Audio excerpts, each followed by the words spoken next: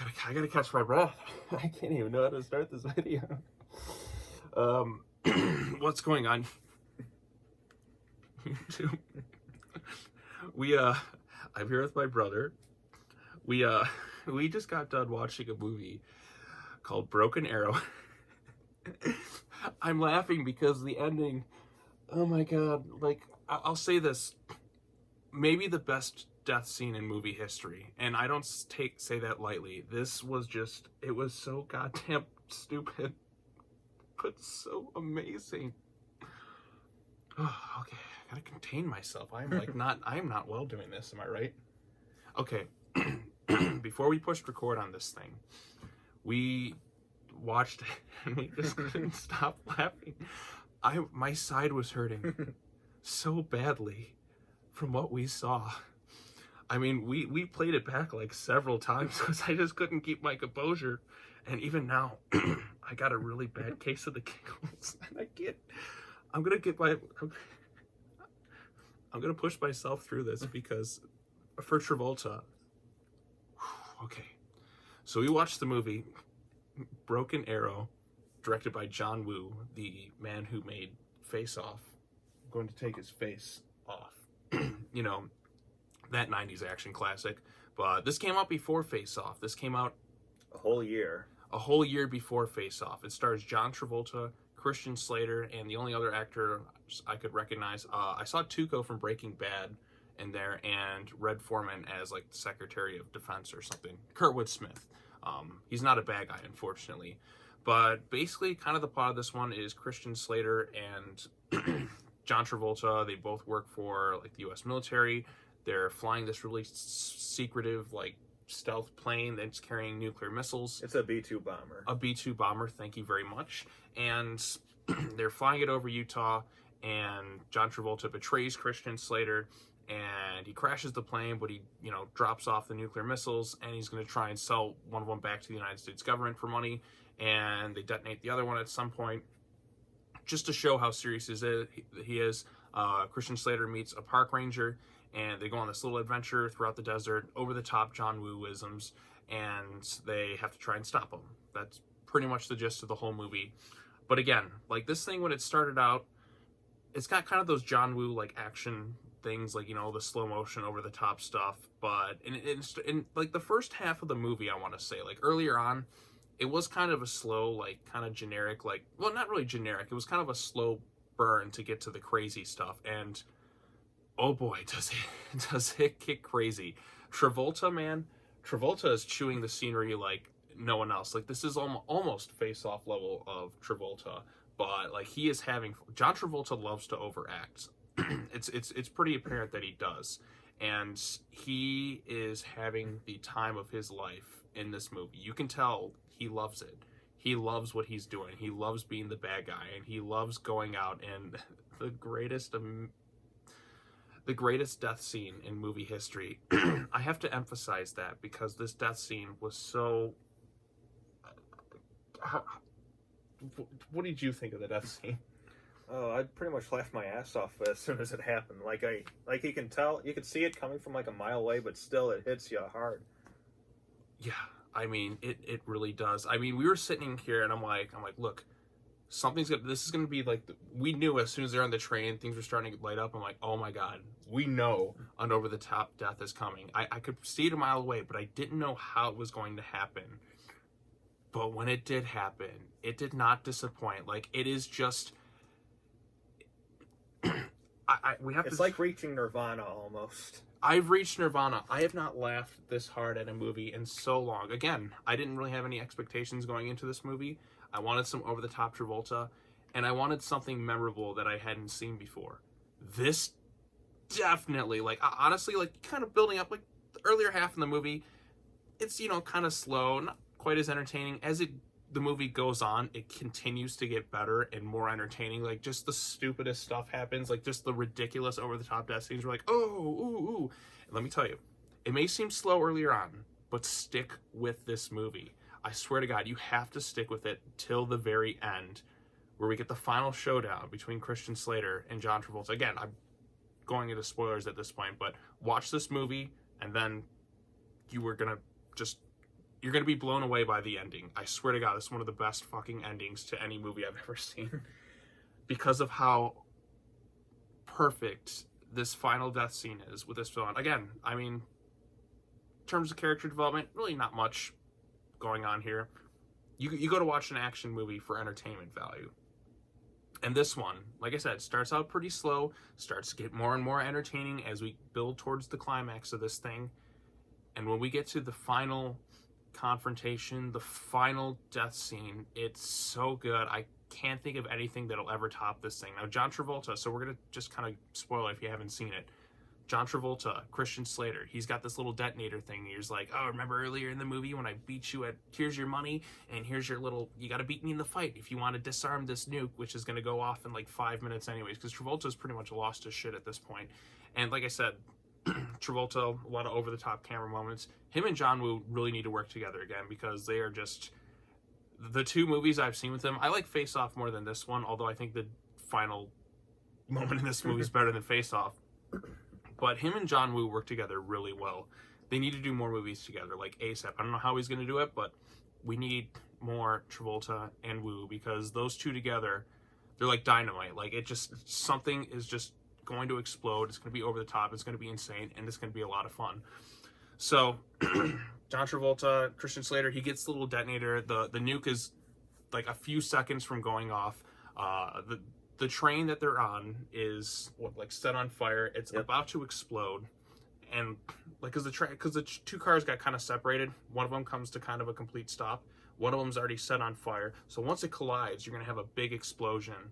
And so what happens is Christian Slater, he grabs the detonator. He jumps out and hits the cancel button on it as he's doing it. As he's doing it, a really shitty looking green screen effect. There are some really bad CGI shots in this movie. Again, especially the B-2 bomber scene. Oh, it looks awful. Like, it looks really, really, really bad. Like, there's some really bad CGI in this thing that definitely dates this thing. But, which is why earlier on in the movie, like, okay, this is pretty stupid. But it gets dumber. When this movie goes really over the top dumb, like, it gets better. He jumps out the plane, or no, the train. He pushes the button. Then you have this nuke right here. You have Travolta, like, on the back of the train, like this thing. There's a nuke right here. Here's John Travolta. The thing launches off its platform. John Travolta is just like, come on, come and get me, nuke. The nuke fucking crashes into him. It turns into a fucking dummy. He crashes through the back of this train because the impact of it doesn't go right through him. Like, no, it knocks him back into this line of barrels, and he fucking explodes. Like, I can't do this thing justice. You have to watch this fucking death scene. I'll leave a link in the description because it is so goddamn good.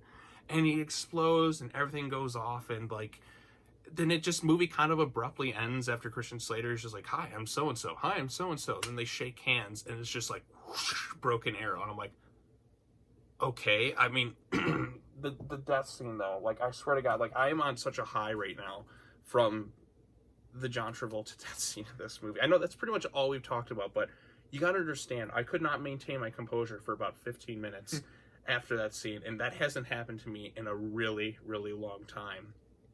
God bless you, John Woo. God bless you for this ending. And you too, Travolta, like, you over-the-top scenery-chewing guy. Like, is this my all-time favorite action movie or anything like that? I wouldn't say it's like, honestly, like I said, just the ending is what it's worth. It's all worth it for the ending. Because this is not a movie I'd really want to go back through and rewatch from the whole thing. I kind of want to just skip to, like, the last half hour. Because, like I said, it is so good. It is so worth it just for that final stuff.